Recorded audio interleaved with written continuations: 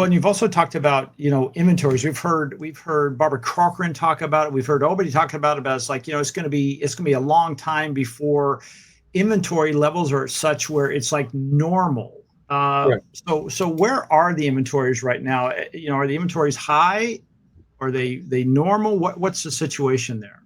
The inventories, and I'll speak to my local market here, but I think this is generally true in most markets, certainly in California, if not the entire country. Inventories are higher than they've been, but I would say they're not higher to the point that we're in a normal market. Again, normal has been historically been okay. We need 6 months of inventory based on the current sales rate. That's normal. And there was a period of time, as you know, we've talked about it before, last year and earlier, where inventory got very low, like, 2 month supply or 1.5 month supply.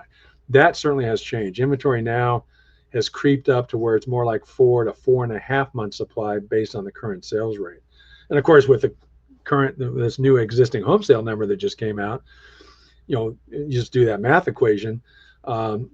With that lower 4.02 million of the existing home sales, that lowers the sales rate. So even the inventory today, if it stays where it is, that will cause the months of inventory to be slightly even higher because the sale rate has slowed.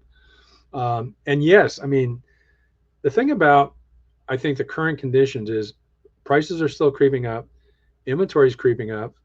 We do have all this turmoil in the financial markets, all these crazy headlines, scaring the what out of folks.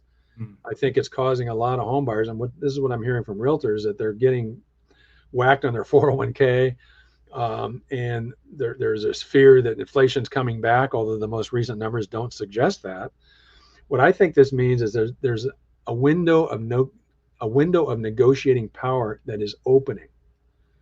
And so for those buyers who've been on the sidelines, I think you're missing the underlying opportunity that, despite all this chaos and volatility, turmoil, you have what has been developing and is opening a negotiating opportunity that we haven't seen in quite a long time.